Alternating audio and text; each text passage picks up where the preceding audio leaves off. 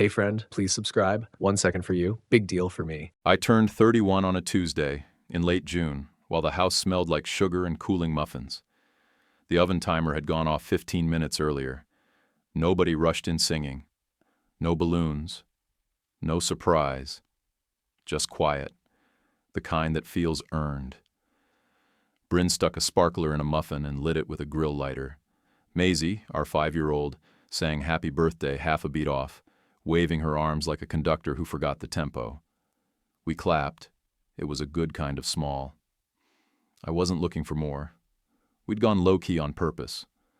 Money wasn't tight, but it wasn't stupid either.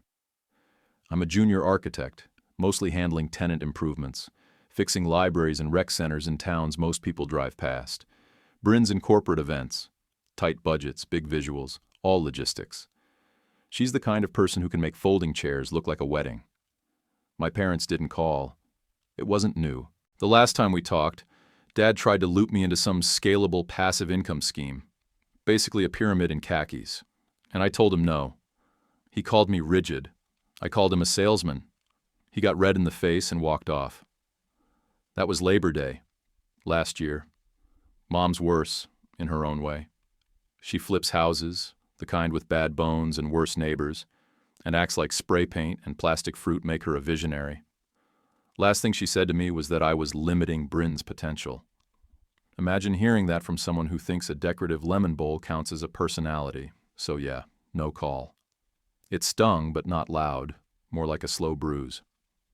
Before we dive on, tell us in the comments which city or country you're listening from. Let's see which corners of the world we've gathered from today. Thanks. And now the story. Damon, our neighbor, knocked on the back door around 10. He was holding a wrinkled thrift store gift bag like it might explode. Inside, 2 mismatched baseball caps and a jar of mustard that probably cost more than our light bill. He grinned. "Saw this mustard on a cooking blog," he said. "They said it pairs well with regret and backyard meat." I laughed. It hurt a little, but I laughed. I told him we were doing burgers for dinner. Maybe a movie on the garage wall for Maisie if the wind held. He nodded, said he'd pretend to be my new life sponsor if my parents showed up. The joke sat between us like old gum, still sticky. Bryn kissed my cheek while she chopped onions and asked how I was feeling. I told her the truth, like a B-team adult. She didn't hesitate. "You're the only team I've got." That helped. Not everything has to be a grand slam to matter. By 11, I'd checked my phone twice, then 3 times. I hated that I kept hoping. You grow up thinking your parents are your first team. Then one day they feel like a quarterly meeting you forgot to prep for. Maisie ran through the kitchen wearing a paper crown that said Dad King. She asked if we could go to the park after her nap. I said yes, no matter what.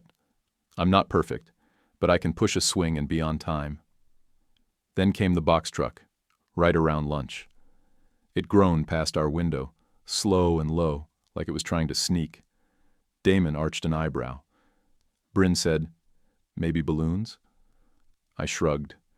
The driver hopped out, a guy in a gray polo, clipboard in hand, rolling a crate on a dolly. It was big, dishwasher big, wood slats tied with brittle twine. There was a red ribbon on it like a cartoon prize. He asked for a signature and handed me a cream envelope. "Happy 31st, he said, already turning away. The envelope had my name in Mom's careful holiday cursive. I smelled oak and packing dust. The delivery label had both my parents' names printed neat. My stomach dropped. The silence I'd been clinging to got sucked right out of the room. I wanted it back. I wanted that sparkler, that off-key singing, that hug from Bryn where nothing needed explaining. But instead, I had this crate, and a feeling like something had just shifted, even though nobody said a word. I lifted the crate lid with a little hook tied to the side like it was part of the packaging. It groaned a bit as it came free, and that smell hit stronger. Oak, maybe pine, and that dry paper dust that clings to old things. Inside the straw, the bottles looked like they'd been tucked in by someone who cared too much or was trying too hard. Same result. 3 regular bottles, green glass, matching cream labels with gold script and an old crest. And then the centerpiece, an oversized 1.5-liter bottle dead center, lying on its side like a throne. The label said, 1979 Rutherford Reserve Cabernet, with thick embossed lettering and a foil cap so smooth it mirrored the ceiling light. It looked expensive even to a guy like me who grabs the second cheapest red at the store and calls it a day. Damon let out a low whistle. That's a damn museum piece. Bryn stood behind me, arms folded, head tilted like she wasn't sure if she was impressed or worried. She said, "Your parents..." Wow. And the space after that hung like a question she didn't want to ask out loud. The envelope from the crate was still sitting on the counter. I opened it and pulled out the card again. Same cursive, same tight little sentences meant to sound warm. The part that caught me was Dad's handwriting underneath, scratched in like an afterthought. Real collector's bottles. Don't let them sit. Drink with us. Life is short. That's the kind of line that either means something or means trouble. At that moment, I let myself hope it was the first one. I read it again. Then once more, slower.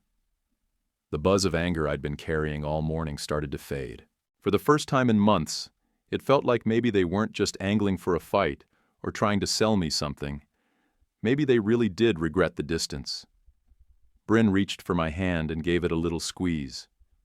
"We can have them over," she said, soft but steady. "We keep it simple. Cheese board, burgers, nothing fancy. If they're sincere, they'll be fine with that." That's her style. Cut through the nonsense and get to the point. She wasn't smiling exactly, but she wasn't shutting it down either. I nodded. I picked up the big bottle, slow and careful, like it might break from eye contact. It had weight to it, not just the glass, but the kind that sits in your chest when you think something might actually get better. The edges of the label were just worn enough to look real. Not tattered, not faded, just old in the good way.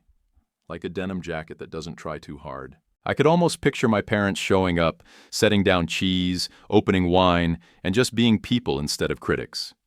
The crate had this tiny bronze plate nailed to one corner. For our son. That part caught me off guard. It was sentimental in a way my parents never are unless they're trying to buy back lost ground. Still, it got to me. That warm flush in my chest crept back in. I wanted to believe it was real. I really did. I texted my dad, "Dinner at 6?"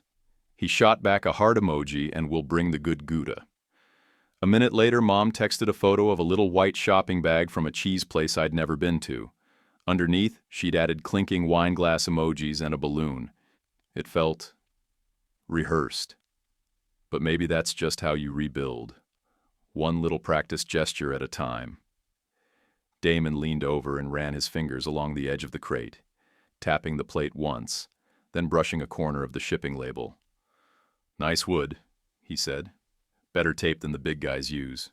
Whoever packed this either cared a lot or wanted to look like they did." He chuckled. "Sorry, habit."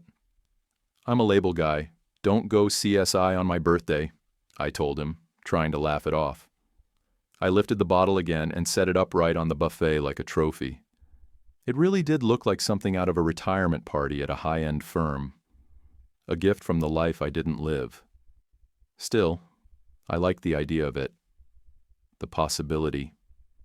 Bryn stepped out to the yard with a string of cafe lights from the garage. We clipped them to the fence and stretched them across the patio. She laid out paper plates Maisie had painted at one of those pottery places. Blobby flowers, rainbow handprints, crooked suns. The kind of mess that matters. Maisie was napping. I swept the back porch while Bryn wiped down the table. The backyard was simple. 2 chairs, a grill, and a patch of grass that Damon helped me reseed last fall. But that afternoon, it felt like something out of a picture. Ordinary, safe, ours. But I kept glancing at that bottle. I didn't open it. Didn't even touch the foil. None of us did. The 3 smaller bottles stayed in their straw nests, untouched. We just left them on the buffet like they were part of the decor. Like maybe if we didn't touch them, they'd hold all that goodwill a little longer. Damon stuck around to help string the lights. Bryn opened a second bag of chips and said she'd prep the burgers around 5. Everything about the day was still steady, still simple. But my eyes kept drifting to that crate, like maybe it was looking back. Damon stayed in the kitchen after Bryn stepped out to grab napkins from the garage.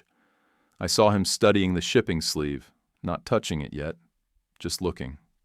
Then he reached over and peeled the top label back. Just the corner.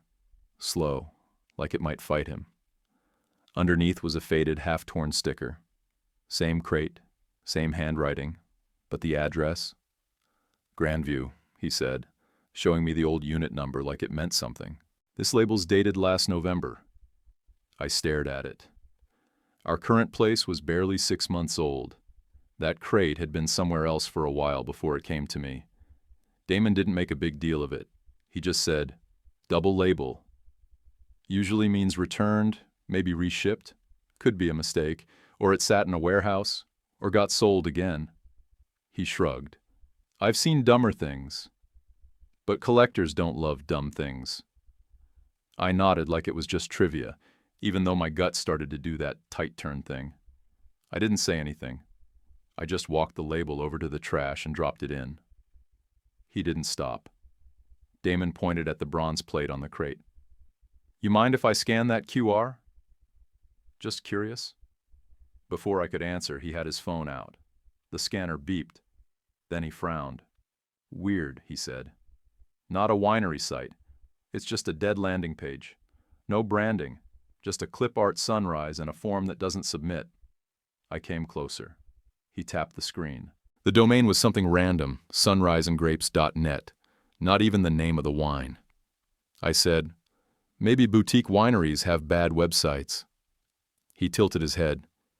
Even bad ones pay $20 for a working page. Bryn walked back in and caught our expressions. Problem?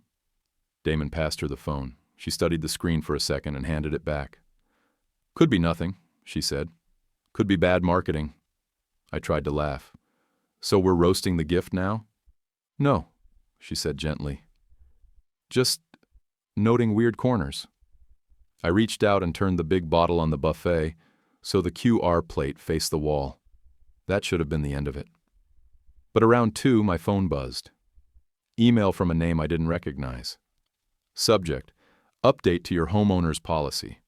I clicked it, expecting junk, but it was addressed to me, listed my house, and attached a PDF binder adding a rider for valuable collectibles. It referenced wine. The contact number on it ended in the same 4 digits as my dad's cell. I felt my ears go hot. I called the number. A receptionist answered and said yes, she had a note that Darlene Drake had called on her son's behalf to adjust his policy. She said, the mother faxed over a simple power of attorney so we could discuss coverage. I hung up before I said anything stupid. My pulse pounded in my temples. Bryn looked up from the table, saw my face, and came over. I passed her the phone. She read the email, quiet and fast, then looked back at me. Kolb, that's not a normal mom thing. I didn't sign a POA, I said. I know, she replied. We need to slow down. Don't cancel dinner, but don't open anything. Not yet. Before I could respond, my phone buzzed again. This one was from the bank. We're reviewing your application for a $42,000 line of credit secured by your property. Same day. Same timestamp as the insurance email. Same damn phone number. I opened the app, checking for anything pending. My account was still clean. No hold, no withdrawals. I hit the fraud line and went through 3 levels of transfers. When I finally got someone who knew what they were doing, they confirmed a credit application had been filed under my name that morning. She said, a portable notary is scheduled for 7 p.m. to finalize signatures. 7 p.m. Dinner was at 6. I asked where the notary was supposed to meet me. She read out a street address. My parents' old neighborhood. That's when my chest did that hard clutch. Like my body knew something my brain wasn't ready to say out loud. Damon had been watching my face. He didn't need details. He pointed to the big bottle and said, before we pop anything, I want to look at the cork and the foil. Just give me 5 minutes. I nodded. He didn't smile. Didn't act smug. Just reached over and picked up the bottle with both hands like it was fragile and dangerous at the same time. I wanted to cancel the whole dinner. Just shut the door and let voicemail do the rest. But Bryn came close and said, "Don't. If we cancel now, they know we know. Let's get through it. If it's real, we eat some cheese and this is weird paperwork we clean up tomorrow. If it's not real, I want eyes on them when Detective whoever gets your message." She said it steady, like we'd done this before. We hadn't, but I believed her anyway. And maybe that's the moment it all broke clean in my head. I wasn't picturing my parents on the patio anymore. No wine, no forgiveness, no, let's start over. I was picturing them hunched at a laptop, Googling notary hours, filling out fake forms, prepping a dinner invitation like it was a con. The bottle on my buffet didn't look like a gift anymore. It looked like a setup, like a prop in a bad play, and I was about to hand them my front door. Damon didn't say anything when I said we were calling the cops. He just pulled his little flashlight out of the drawer like it was the most natural next step. He held the big bottle sideways and ran the beam over the foil cap. "See this ripple?" he said, tapping just under the lip. "That's heat. Probably a hairdryer. You don't get this from a factory seal. Factory's clean. Smooth as chrome." I crouched beside him, watching the light play across the foil like it might tell me something I didn't already know. It shimmered, but not cleanly. The bottom edge looked slightly warped. Not torn, but uneven. Not factory. He tilted the bottle again. "Now the cork looks decent, but check this paper seal. See how it overlaps that tear underneath?" I nodded. He didn't wait for permission. He traced it with his pinky. "That's a patch job. Real old labels don't sit flush like that. The Crest ink? It's bleeding. Cheap printer. Fancy ones emboss." He rolled the bottle slowly under the beam, real careful. No shaking, no flexing. Just smooth movement like a guy who's unwrapped one too many fake returns. Near the base, just above the punt, there was a faint scuff line in the glass. Horizontal. Short. Like the bottle had spent time rattling on a metal rack instead of sitting cradled in some collector's custom-built drawer. Damon pulled out his phone and found a photo of a real 1979 Rutherford Reserve someone had posted online. A collector with a full vertical set and a blog. The neck label was wrong. Ours had a serif that leaned. The photo didn't. The crest was off-center. Font size different. "Could be a relabel," Damon said, gently setting it back down. "People do that all the time to match bottles in a set." But the QR code going nowhere? The reused shipping label? Bad glass, bad font? Not a good combo. I rubbed my face and exhaled hard. "I'm scared to open it." He didn't flinch. "Because of the price?" "No," I said. "Because it feels wrong. Like really wrong. Like if we open it, we can't pretend we don't know." Bryn leaned on the counter, arms crossed. "Then we don't open it." She wasn't being soft about it, just practical. That's her strength. She pushed her phone across the counter to me. "Let's take it to that wine shop on High. Tell them it's a gift. Ask if it looks legit. They see fake stuff sometimes." I nodded. The decision felt obvious and late at the same time. We wrapped the big bottle in a dish towel and put the smaller 3 back in the crate with one of Maisie's throw pillows for padding. I felt stupid sneaking wine out of my own house, like we were carrying out a baby that might explode. Maisie was still napping. Bryn left a note on the fridge just in case she woke up and wandered. I set the house alarm, even though it felt dramatic. The shop on High was quiet when we pulled up. 2 cars out front, some indie music playing inside. The woman at the counter looked like she'd done this job for decades. She had blunt-cut gray hair, thick hands, and the shoulders of someone who carried boxes for fun. We unwrapped the big bottle. She didn't touch it at first, just looked. Then she raised an eyebrow. "You want me to be honest?" "Please," I said. She pointed to the QR plate. "That's nonsense. No real vineyard uses that domain. That's a dead registry someone bought to look legit. The foil's wrong, too." Late 70s. Napa didn't use that kind of shrink wrap. and the cork looks like it's been reset. I asked what reset meant. She explained. Old bottles sometimes get reconditioned, cork replaced, new foil, sometimes even refilled if it leaked or boiled in transit. But reconditioned bottles are usually labeled, and they don't come in crates with shiny ribbon unless someone's faking the whole thing. She rolled it under her own inspection light and frowned deeper. Glass is off. Shape's maybe a millimeter short. That usually means post-production mold. Not a big deal unless you're drinking it. You saying it's fake? I asked. I'm saying it's not authentic, she said. And if it is, it's unsafe. I can't open it. I won't sniff it. You want to know what's inside? Take it to the state lab. She handed me a business card. Small, white, with just a name and address. No sales pitch. Then she added casually, like it didn't matter. A lot of written-off wine gets sold like this. Display only. Heat damaged, smoke tainted, you name it. Some of it's harmless, some of it isn't. Depends who's stupid enough to drink it. Damon bought a $10 corkscrew and said, just in case we get bold. It was a weak joke. I didn't smile. We drove back in silence, the crate in the back seat covered with a beach towel. Bryn was already texting our friend Garrett, who worked in code enforcement for the city. He messaged back with the lab hours and said we could drop off a sample tonight. No questions asked. I walked through the door first, put the crate back on the counter, and checked Maisie's room. She was still out cold, one leg kicked out of her blanket, wearing a dinosaur t-shirt that said Chomp. I almost smiled. Then my phone buzzed again. Voicemail. The transcribed text showed up as I unlocked the screen. Hi, Colby. This is Kelly from Riverfront Life and Casualty. Just confirming your renewal on the $1.2 million policy and verifying the updated beneficiary structure. We'll email a PDF to your address on file, and please don't hesitate to reach out if you need to adjust anything. Your dad gave us the new info. Thank you again. My stomach twisted. I played it twice, just to hear it. The voice was perky, friendly, like someone calling to confirm lunch plans. I looked at Bryn and said, "That's it. We're calling the police."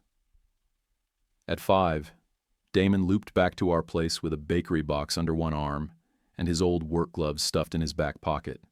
He didn't knock, just walked in like a man clocking in. He glanced at the kitchen, the crate, then the window overlooking the driveway. He said, "You mind if I take a stroll around back? Check line of sight?" I nodded. "Give me 5 minutes," he said, already heading out.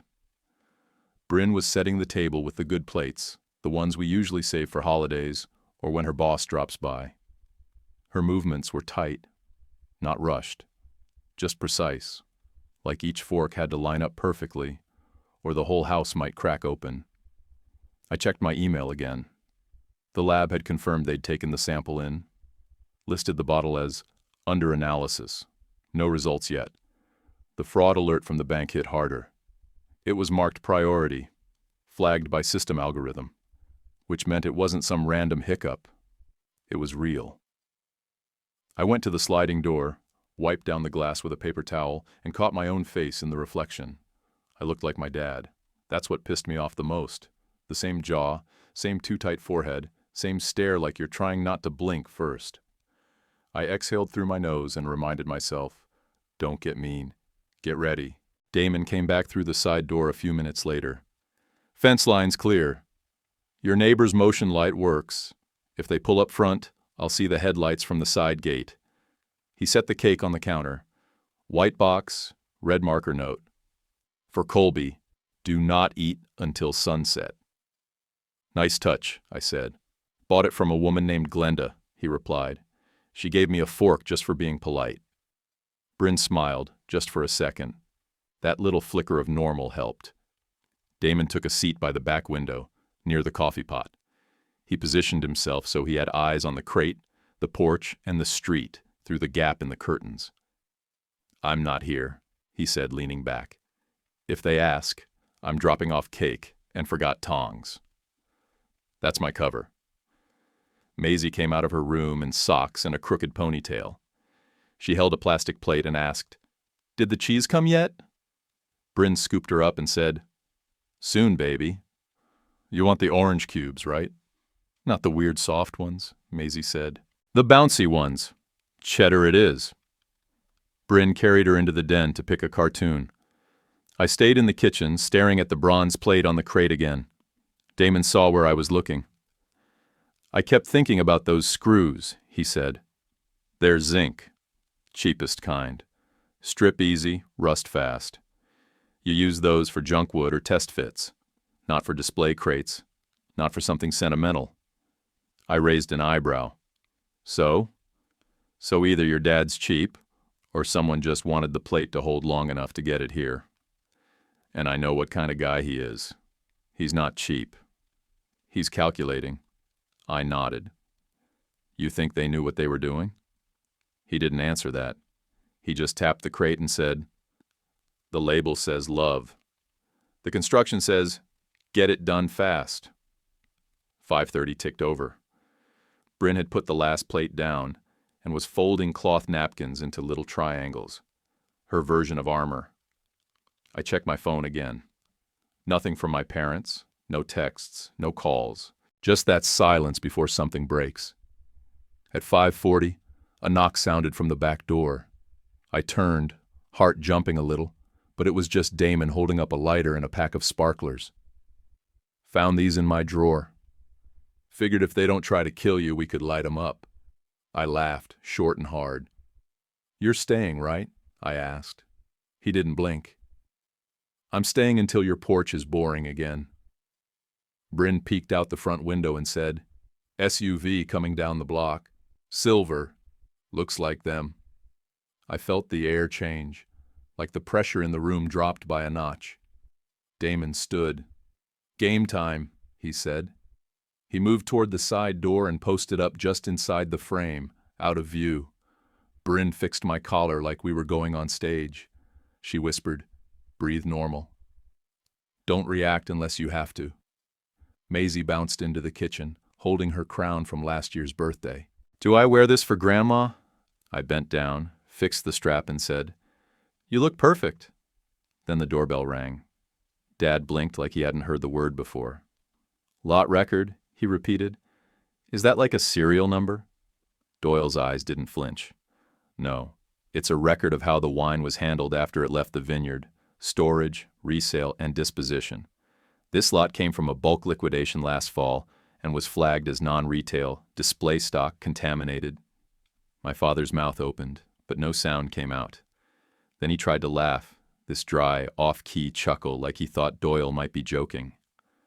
So what? You're saying it's vinegar? No, Doyle said. We're saying it's not wine. And we're saying you gave it to your son as a gift, then pushed him to open it.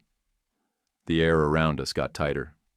Mom stepped forward with that half-fake smile she uses on HOA reps and school principals.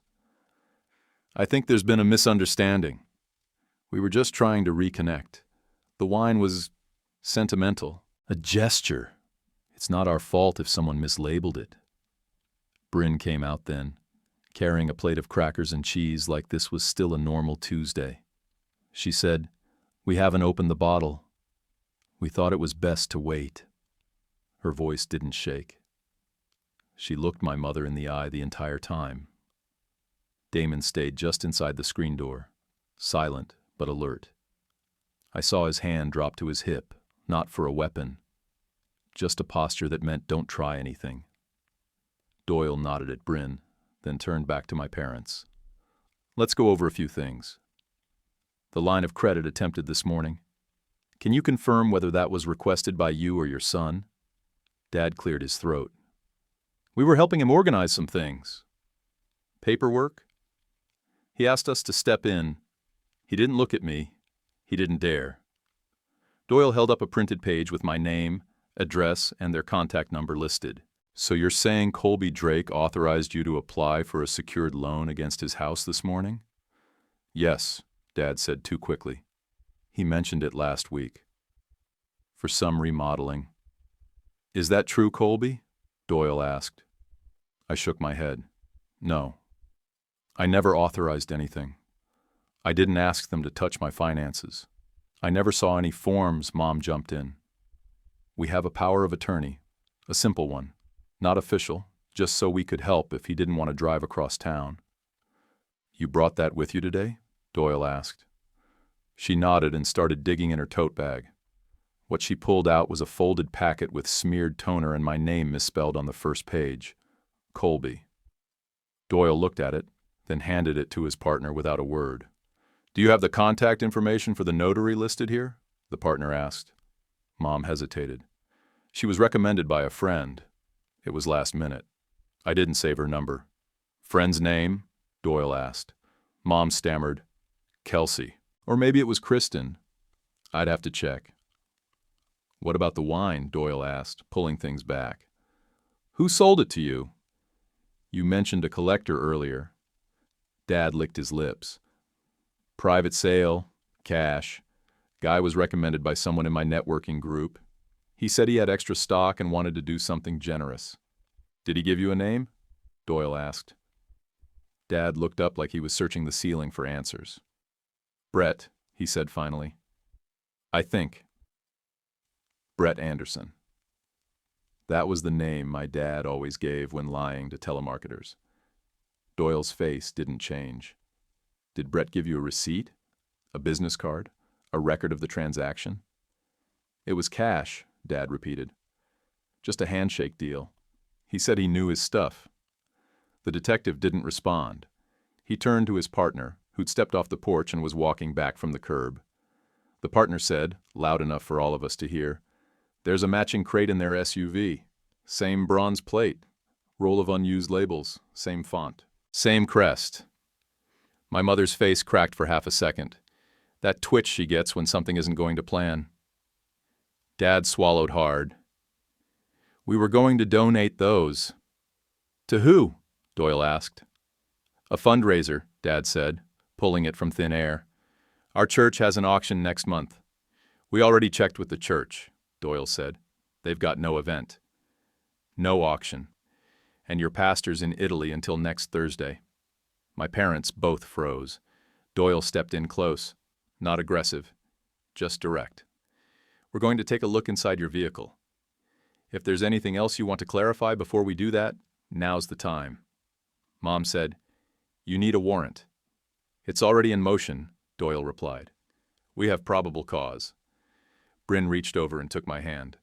I hadn't noticed how tight my fists had gotten. Doyle paused for a second, then went back to the facts. He didn't raise his voice. He didn't need to. We reviewed the shipping and lot record, he said. That QR code, dead link. It points to a domain registered last year with a throwaway address in Arizona. No winery affiliation. The shipping label underneath the top one matches a return from an apartment in Grandview. That's called a resale tell. Mom's jaw moved like she was working a piece of gum that wasn't there. Her face twitched, barely. Just enough to make me think maybe part of her still believed this was salvageable. Dad cleared his throat and straightened his posture like he was about to pitch a product. All of this was meant to bring us back together. Look, we've made mistakes, but generosity doesn't have to be perfect. It's messy, real. That's what second chances are. Doyle didn't flinch. We also pulled the liquidation broker record. The lot was marked display only, written off.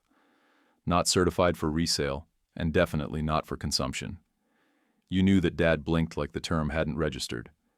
Then he smiled, but it wasn't real. So what? It's vinegar? That's what all this is about? Doyle stared at him. It's not vinegar. It's contaminated. We're not saying it's spoiled. We're saying it's dangerous. You handed that to your son with instructions to open it tonight. That's not a mistake. That's intent. He didn't add anything else, and thank God he didn't. I didn't want more details. I didn't want to hear what was inside that bottle, just that we hadn't opened it. Bryn stepped out holding a tray like this was a neighborhood wine night and not a criminal investigation. The plate was filled with cheddar cubes and rosemary crackers. Her calm wasn't fake. It was built. She looked at Doyle, then at my mom, and said, I figured everyone could use something normal. Damon hadn't moved from his chair. His arms were crossed. and he was pretending to look at a line of ants crawling along the patio rail. I could see the way his eyes followed the porch instead. Doyle looked back at my parents. Let's talk about the life insurance policy and the line of credit filed this morning. Why were both submitted under your contact info? Mom's voice came light and quick. We were helping him organize his finances. Colby asked us to review a few things. He said he was overwhelmed. Dad nodded, like they'd practiced that part. We just wanted to help him get ahead. And the notary? Doyle asked. She's on her way, Mom replied, like she'd summoned her. As if someone had been waiting for a green light, a white sedan pulled up 2 houses down. The driver sat there for a moment, then stepped out with a canvas tote and clipboard, scanning mailbox numbers like she was delivering pizza in a storm. Damon stood up and walked to the sidewalk. He waved with one hand and called out, loud enough for everyone to hear, "Wrong house, boss." "Better check your app again." The woman looked startled. She glanced at her phone and got back in the car without a word. The engine coughed to life, and she pulled away like she was hoping not to be noticed. Doyle turned back to my dad. "You said you had proof of authorization. Something with Colby's signature?" Dad opened his mouth. Mom jumped in. "We have a simple power of attorney. Nothing big. Just something to allow us to fill in gaps. Banks, insurance, forms like that." She pulled out the envelope again. The pages were folded, crumpled at the corners. She handed them to Doyle like it was going to fix something. He scanned the top sheet. "You misspelled your son's name," he said. "On page 1. Mom looked stunned. "It's just a typo. Except a legal document with a misspelled principal name is invalid," Doyle replied. "You knew that." "I didn't draft it," she said quickly. "We downloaded a template. Did Colby sign this?" No one answered. Doyle handed the packet to his partner. "Let's circle back to the wine," he said. "Who exactly sold it to you?" Dad took a breath like he was inhaling a new lie. "Guy named Brett. Cash deal. He said he'd acquired a bunch from a collector out in Napa." Doyle tilted his head. "Brett?" "Anderson," Dad said after half a beat. That name again. The fake last name he used every time he wanted to avoid a callback. Doyle kept his face unreadable. "And how did you find him?" "Through a friend," Dad said. "Networking connection." "Which friend?" He hesitated. "Kirk, I think. Or maybe Crystal," Mom interrupted. "She mentioned him at the club. Or was it Chris?" "Which club?" Doyle asked. "Country Club Estates," she said quickly. "But we don't have her last name." I could get it. "You're saying a woman whose last name you don't know introduced you to a man whose last name you made up to buy a bottle you didn't research for your son with no receipt from a contaminated batch, and you just assumed it was fine?" Mom stood silent. Dad tried to recover. "Maybe that friend tampered with it." We didn't know. Doyle gave a single nod to his partner, who stepped away and came back holding his phone up. Bronze plates, unused labels, roll of matching tape, plain sight in the back of their vehicle. Photographed. Warrant is processing. I felt my stomach cave a little. Dad saw the shift and jumped at it. "You think we did this to hurt you?" "We were trying to protect you. From yourself. From these people pulling you away from your family." "No," I said. "You did this at me." He shot Bryn a look like he'd just named the villain. She didn't blink. "We didn't open your gift," she said again. And that was it. That was the full weight of the truth. Not all warnings come loud. Some show up in pretty bottles with foil caps and handwritten cards. But we had read the label, and the one under the label, and the fine print they'd hoped we wouldn't check. The air turned thick and flat, like the whole yard had just hit mute. Doyle kept his voice low. "You're being detained," he told them. Pending a search of your vehicle and electronic communications related to today's events. Anything you say can and will be used against you in a court of law." He read the full rights out like he'd done it 1,000 times, which he probably had. It wasn't theatrical, just final, like a door clicking shut behind you. Dad said, "Wait, this is a mistake." Mom gave a weak little sob, like she thought soft sounds would undo hard facts. Doyle didn't change tone. "Go ahead and take a seat on the front steps." They did. Shoulders slumped, eyes darting. Not angry yet. Just stunned. He spoke into his mic, and two marked cruisers rolled up smooth and quiet. I'd never been glad to see police lights before. That night, they looked like boundary lines drawn in red and blue. The notary's sedan had been creeping back down the block, but when she saw the uniforms, she made a full stop, turned wide, and vanished without a wave, probably halfway to deleting her browsing history. Damon didn't say a word. He stepped back into the shadows by the side gate, crossed his arms, and melted into the hedge like he was part of the foundation. The warrant came through at 6:49 p.m. The officers searched the SUV first, took pictures, tagged the box with the matching crate, pulled out the roll of bronze plates, for our son, still shrink-wrapped, unused label sheets, scissors with tape residue, a box of brand-new QR stickers with different fake winery names. They found an invoice tucked under the seat, faded but clear. Liquidation broker, the same batch number as the bottle on our buffet. Across the top, red ink, display only / unsaleable / not for consumption. There was a sticky note clipped to it. I could see the block letters from where I stood. It read, "No lab," underlined twice. Doyle stared at it for a second longer than he needed to. Then he spoke into his phone, nodded once, and turned to us. "Lab just confirmed. Foreign substances consistent with prior contaminated stock. Unsafe to drink. It meets the threshold." He looked at my parents. "We now have probable cause for attempted poisoning, insurance fraud, forgery, and identity theft." Dad stood up like he might protest, but Doyle raised a hand and said, "Sir, do not make this worse." He didn't move. Mom whispered something I couldn't hear. Doyle gestured to the officers. They stepped forward, quiet and fast, like a cleanup crew that didn't need instructions. He told us not to speak while they cuffed them, so I didn't. Dad's wrists looked too small in the cuffs. He didn't struggle, but he looked everywhere but at me, like if he didn't meet my eyes, it wouldn't count. Mom was crying for real now. Not loud, just that broken sound people make when their brain finally gets what their mouth has been trying to deny. She stared at me like I'd sold them out, not like she'd brought poison into my house. The neighbors across the street stood in their driveways, holding their phones down at thigh level like they weren't recording. I didn't care. I hoped they were. Bryn walked Maisie inside. I heard the TV start, something animated and loud. Maisie's giggle floated back through the screen door like a distant echo from a better world. I didn't follow them yet. I stood in the doorway and watched my parents sit in the back of separate cruisers, heads down, hands locked behind them, like high schoolers who just realized they failed the final and the makeup test. Damon came up beside me and rested a hand on my shoulder. "Details don't lie," he said. That was all. And I believed him. Doyle turned to me after the cars pulled away.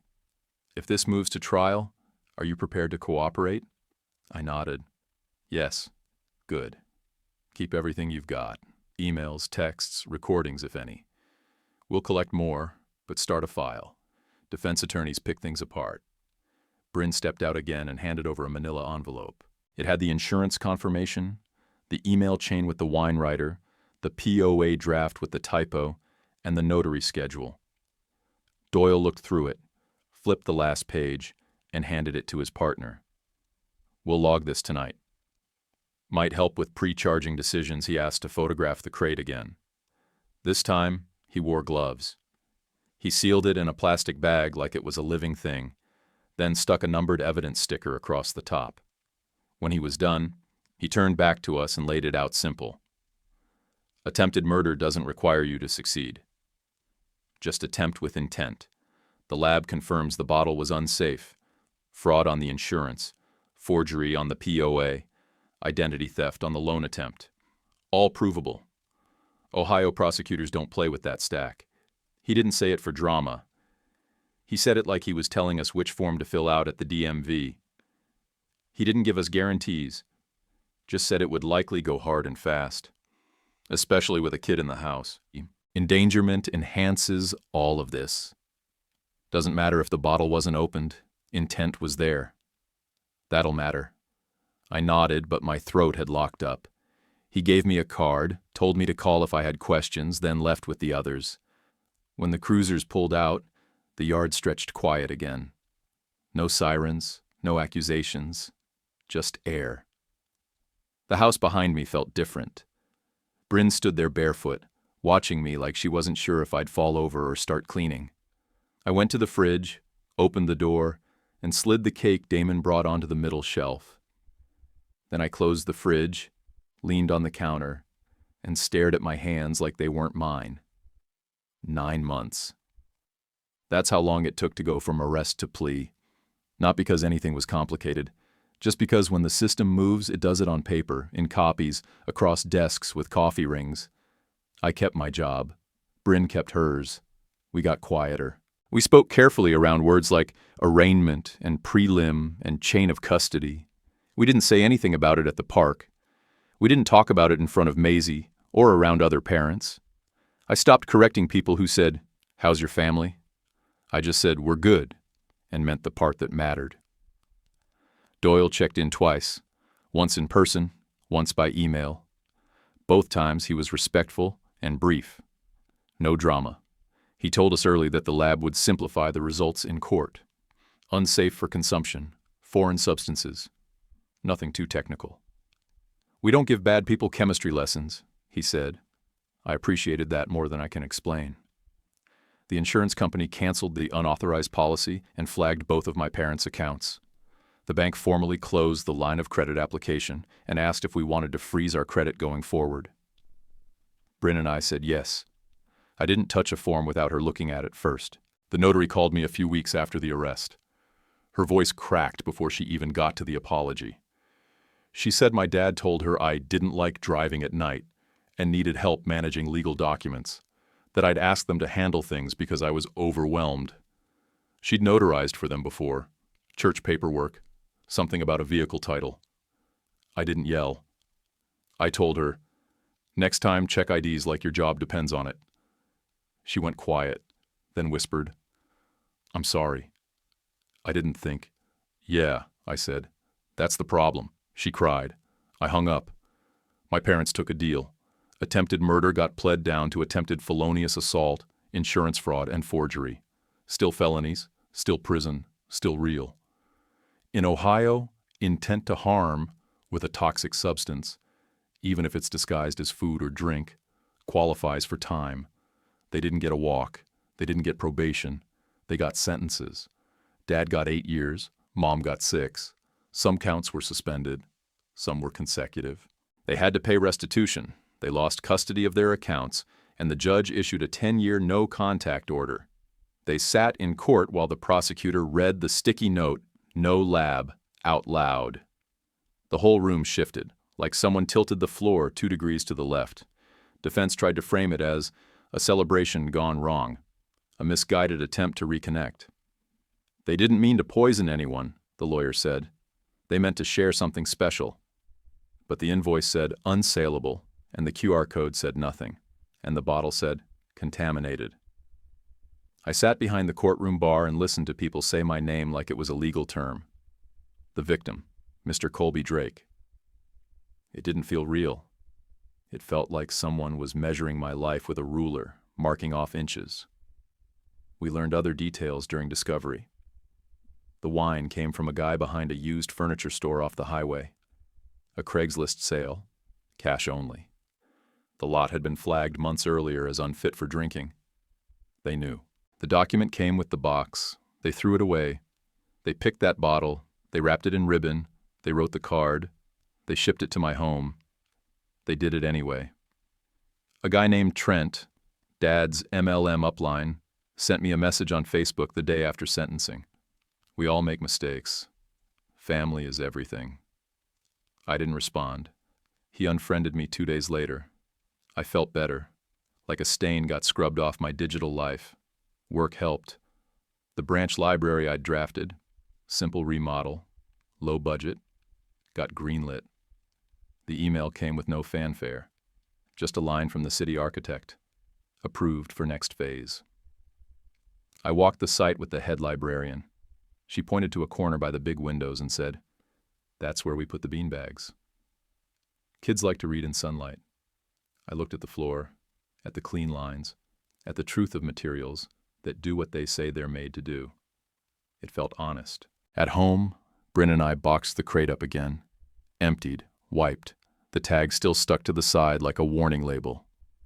I didn't want to keep it, but I didn't want to forget either. We put it in the attic. Some things you keep not because they're worth saving, but because they teach you how to see the next thing coming. Louder, brighter, slicker. You learn to spot the label under the label. I didn't tell this story until I was 57, with a knee that clicks going downstairs and a life that finally feels quiet in the right way. Back when it happened, I was 31. That weird middle age where you've stopped believing in fairy tale apologies, but you're still dumb enough to want one. That's a dangerous age. You expect people to change just because you're ready to forgive them. We didn't write a letter. We didn't post anything. Just filed a contact block through the court and gave our lawyers info in case someone got clever. It wasn't about revenge. It was about boundaries. I used to think boundaries were cold. Fences meant you didn't want company. Now I think fences let things grow. Maisie asked about them for a few months after the arrest. We kept it simple.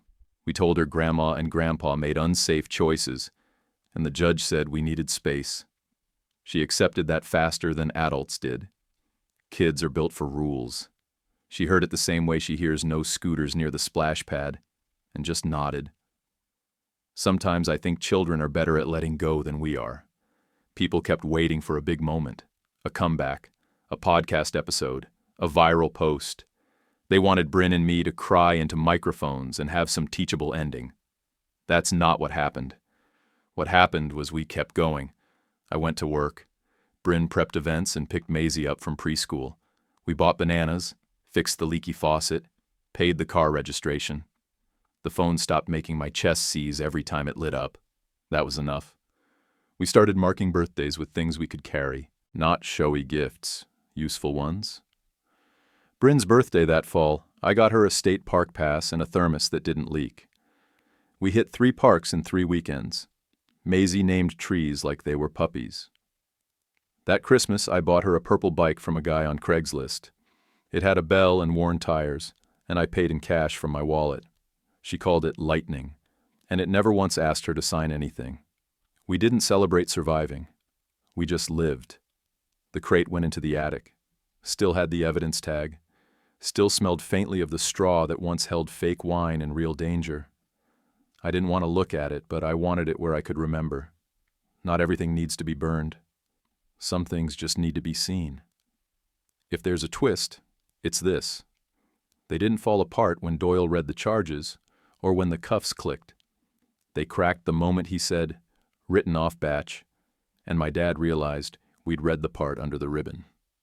They hadn't counted on us doing that. Greed isn't always loud. Sometimes it shows up dressed like a birthday, smiling with cheese and wine. But if you pull the right thread, the costume unravels fast. Damon still comes by, drops off weird mustard, tells me which brands of tape are garbage. I owe him more than a lifetime of burgers, but he doesn't ask for anything. Last time I thanked him again. He waved it off. The evidence said it all, he told me, and then stole the last hot dog without shame. People ask if I forgive them. I don't have a clean answer. I have a rule. We stay safe. We stay fed. We stay honest. If someone tries to turn that into a transaction, we shut the door. Let the dog bark. I used to think love was something that came in big packages. Gifts, promises, shiny things in the middle of the room. Now I think love is when someone sets down a simple plate of food, sits across from you, and doesn't ask for anything in return. That's my kind of magnificence. Would you forgive parents like this? Drop a comment, even just good story or your take. If you'd like to support the channel, tap Super Thanks. It's optional, but really helps. And please like and subscribe. Huge for us, easy for you. YouTube picked this for you. Tap it. Let's see if they guessed right.